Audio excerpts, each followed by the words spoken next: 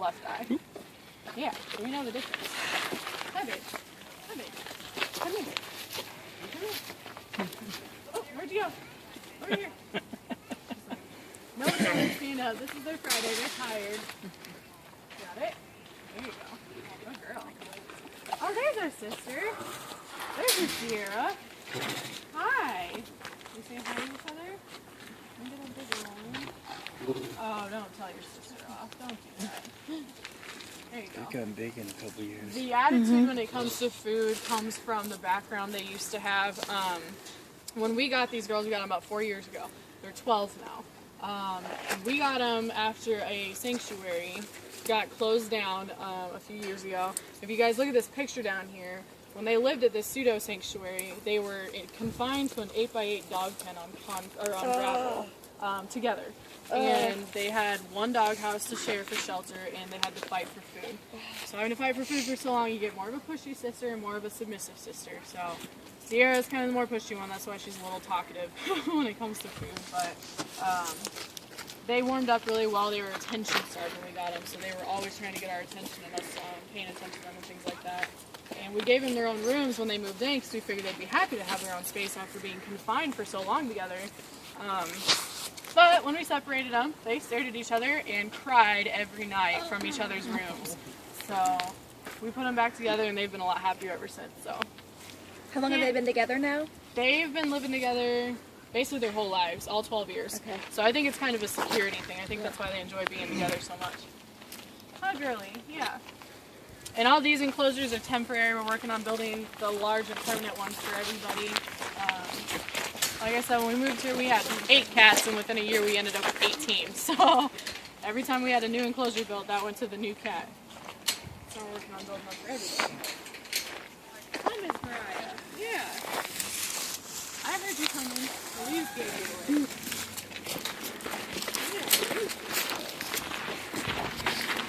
Pepper, remember it's on display now. Oh wow. She's growling, yeah.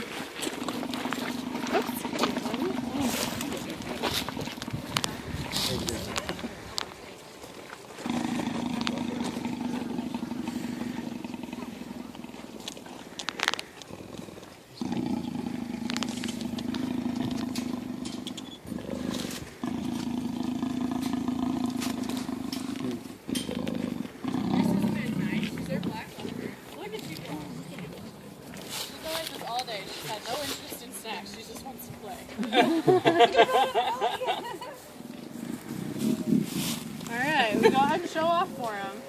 Flexible little girl. She's a little over 5 years old, and just like any other leopard, she does have spots that are just a little harder to see, so if the sun hits her just right, you guys may be able to see them. Midnight, what are you doing? Come here. She goes, someone said my name. Nope, I'm going to roll over. You guys see how long her tail is? Yeah. That tail is almost the same length as her body. It's about 3.5 feet. And in the wild, she'd be able to use that as a counterbalance when she's in trees, so she can actually hunt monkeys due to that. And she's very fast. At a full run, leopards can reach almost 55 miles an hour. So second in speed only to the cheetah. You're grabbing your feet. You're hilarious. She was a pet before we got her. She's another one that was a pet. This guy had also had her declawed. Had her from basically cubhood all the way up until a little over a year ago. And the reason we got her was he got married, and there was going to be about a 3-year-old age child living with them. And he decided it would not be safe having her around anymore, which is true. Even though she doesn't have claws, she's got a very powerful bite. Leopards are considered pound for pound the strongest cat in the world because they can lift up to 3 to 5 times their weight in prey into trees. So, just because she's a clod, she's got a very strong bite. Huh, yeah. Come here. You guys have really good memories. If there was, a monkey that was picking on this cat as a baby, it would remember it in adult cathood and go find that monkey and hunt it down. So, and they can remember people. More on this side. So, they've got great memories. Yeah, very smart. Very cool. She's a little over 5, so she's pretty young.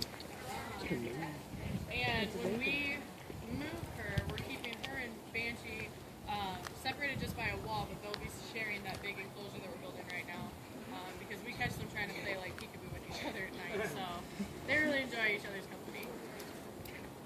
On Midnight. Yeah. And the little girl Midnight was doing was trying to get you guys, you know, like excited, trying to play with her. She also came first, so that's her friendly, playful sound. Look at you, baby girl. She's only about 70 pounds. She doesn't feel the effects of being declawed like Tina does. But it'll still kind of mess her up a little bit.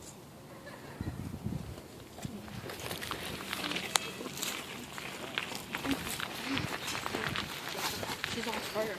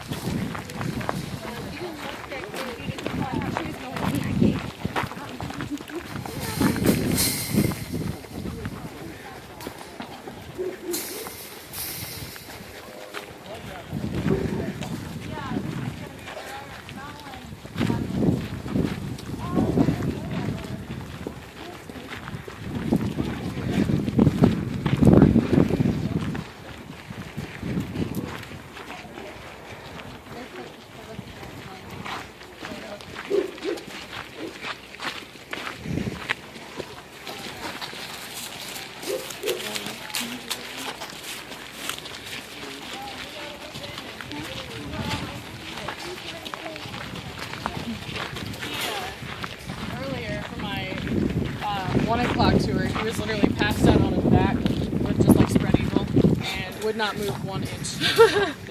So he was enjoying the sun. Alright, let's see if we can get him up. Merlin! Merlin! Here's the backhoe down there. Merlin! Merlin! Hello! Shows you that they're well fed. Too busy staring at the backhoe for anything else. Merlin! Come here, buddy! Hello! Merlin! Are you kidding me? Come here! Merlin! We got a snack coming for you, buddy. We'll try it. I don't know. He's been ignoring me all day for snacks. He's like, it's my Friday. I don't feel like doing anything. Merlin! Hey, buddy! Merlin! Watch out, Austin. That backhoe. He's fixated on that thing. Merlin! Hey! Come on! Merlin! Typical cat. That's what he stares at. Merlin! Come on! Taking pictures, but nobody's taking pictures. Are you kidding me? You've been killing me all day, bud. Merlin! Hey! Okay. Merlin! Of all of them? We'll have to see how he is when we get back. Maybe he'll feel better and want to get up after we get back and see the other kids. But I'll tell you guys a little bit about him. He did come from the magic show down in Branson. They were originally going to have him be part of the main stage magic show, but as you guys have seen with the other kids, their personalities are a lot different. Some would love to be in the limelight, others would rather be in the background, and Merlin was definitely one that preferred to be in the background. So he wasn't real cooperative with the training, and so when they found out we were moving here from Bloomsdale, they decided to ask if they could donate him to us and kind of just let him live his life out as a normal lion. And when we got him, we found out he had never really had the chance to live outside. And so we started him out where Tina is now. And first time he came out of the barn to his outdoor enclosure, there were a couple of butterflies hanging around that day, and they landed on his mane, and he was so terrified because he had no idea what they were. He ran back inside the barn and refused to come out for 2 days. So this guy had a lot to get used to. Butterflies are scary. Just imagine what thunderstorms are like and other animal sounds, and major adjustment period for him. But he's doing so well now, he doesn't even care about us. So yeah, really enjoying coming out here. And this is kind of an example. All those guys over there are eventually going to be moving to enclosures about this time. We have about 81 acres to work with, and that's what we're going to be building on. Merlin! Hello? Merlin! Come on, buddy! Merlin! Wow. Alright, fine. Come here. Go back to my